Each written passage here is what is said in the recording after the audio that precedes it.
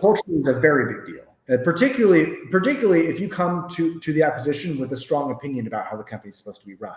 Which, if you're a first-time guy, kind of like we were talking about before, well, a lot of guys they just want to buy an HVAC business and make passive income off of it, and you don't know anything about the business, you'll have no issues because your employees will tell you how the company is going to be run, and then you will call me or you look me up on LinkedIn and say, well, what's going on? Why am I?